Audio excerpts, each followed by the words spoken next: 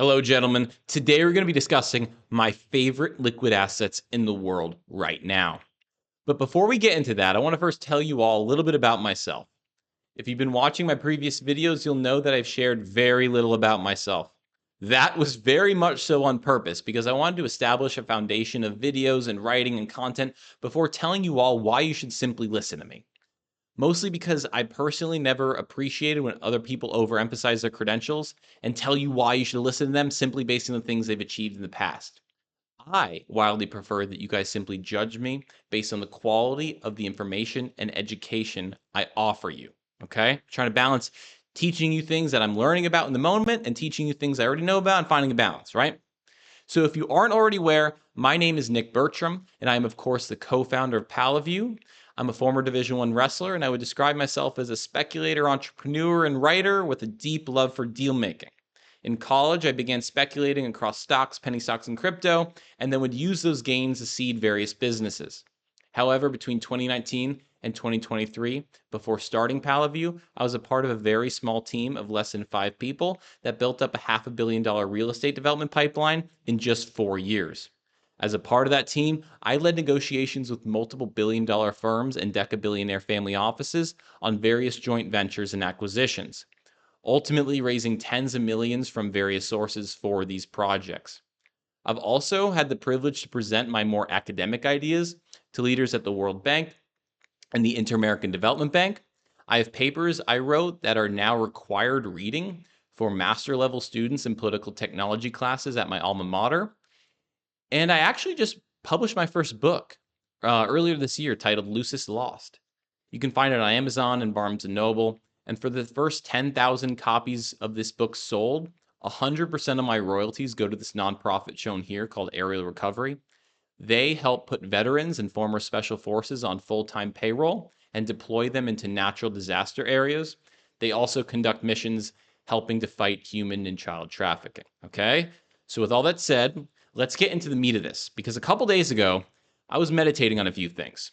I listened to this Michael Saylor interview, and I just published yesterday's Palaview Market Research Report. And if you're unaware, every Monday at 6 p.m. Eastern Time, Palaview publishes a 15 to 25 page research report on one individual market opportunity. These reports are designed to educate you on how these businesses work in a highly technical manner. My partner, TGR Trades, embeds a video with this technical analysis into the document as well to help teach you guys how to find optimal entry and exit positions. We actually just published the results of our first 50 reports, and we're really happy to tell you guys that we averaged a 151.49% gain per report, calculated using the highs reached after publishing.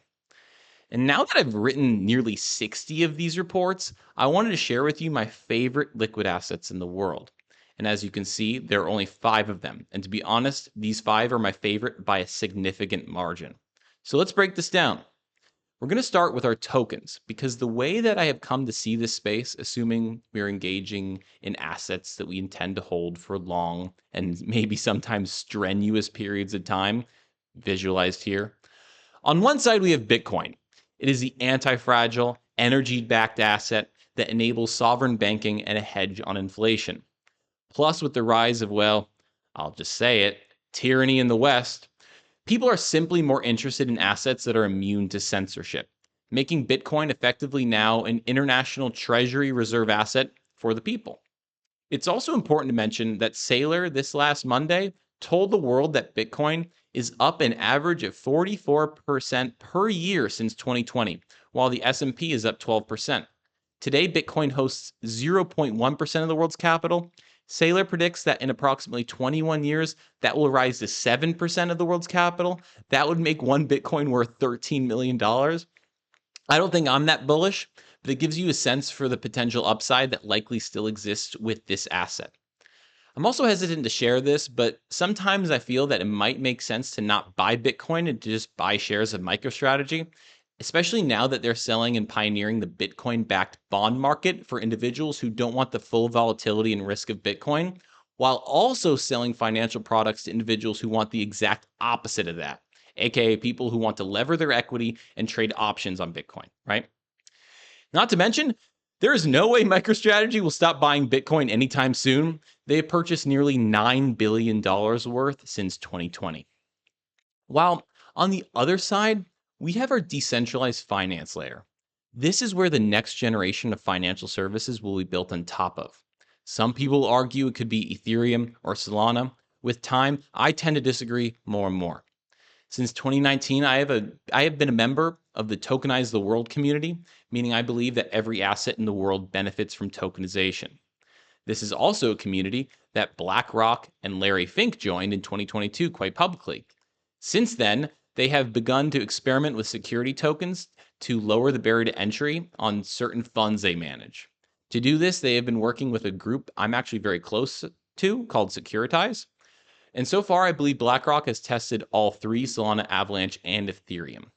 And I have a much higher conviction in Avalanche because at the end of the day, Avalanche has former high-level Wall Street guys like John Wu, who used to manage their own Blackstone subsidiaries.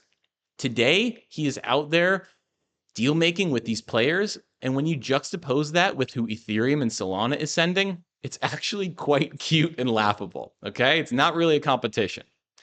Avalanche, from a technical perspective, has just been wildly more reliable than Solana, and it is a lot more flexible to build on top of than Ethereum.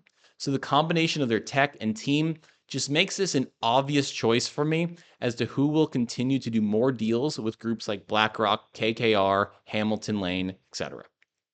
All of these groups have actually already deployed digital products using Avalanche.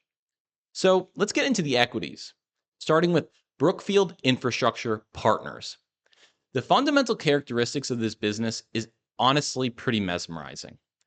They are one of the largest infrastructure funds in the world, owning everything from the largest natural gas pipeline in the United States, telecommunications infrastructure in France, huge networks of toll roads across Brazil and China, shipping ports in Australia, and much, much more.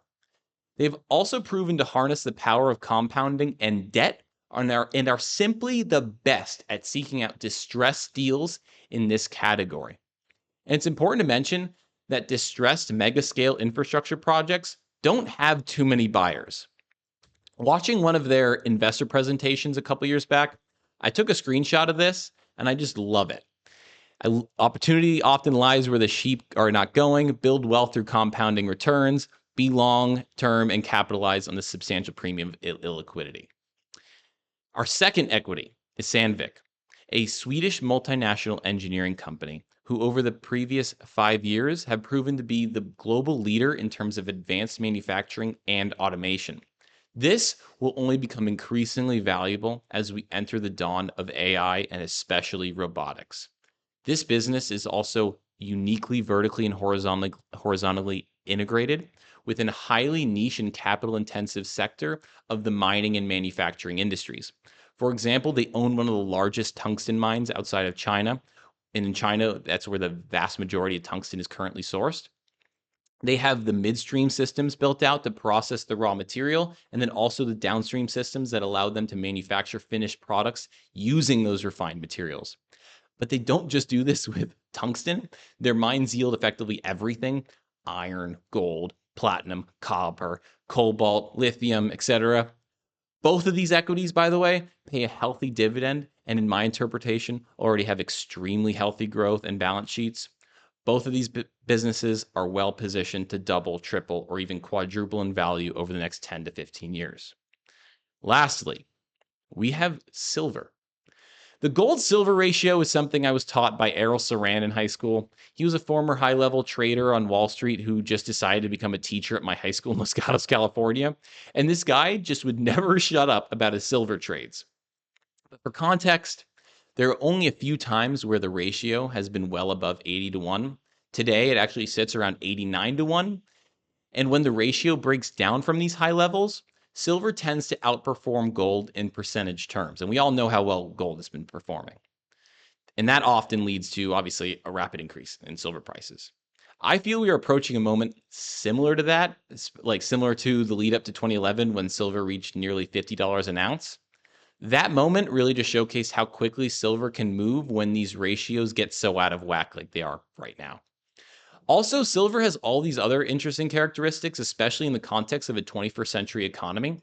The total above ground stock of silver is significantly less than that of gold due to its industrial consumption. Much of that silver that has been mined is used up in products, whereas gold is mostly stored as a monetary asset. Today, around 50% of silver's demand comes from industrial applications, including solar panels, electronics, electric vehicles, and medical devices. And I just don't see that going down as a percentage ever. That either stays the same or it probably goes up. So with all that said, silver soaring to $60 to $70 and $75 an ounce, potentially like really soon, would not surprise me at all. Gentlemen, in a world that's constantly shifting, it's essential to have assets that are not only resilient, but are also aligned with future trends. Each of these five assets, Bitcoin, Avalanche, Brookfield Infrastructure, Sanvic, and silver, bring something unique to the table. From the security of sovereign banking to the industrial backbone of tomorrow's technologies, the common theme here is adaptability. These are assets designed not just for the current economic environment, but to thrive in what comes next. So, whether you're looking for inflation proof wealth preservation, emerging financial ecosystems, critical infrastructure, or indispensable commodities, these assets are worthy of your attention. Thank you all for listening. And if you found this valuable, please share it and like, subscribe. We'll pick this up later. Thank you guys.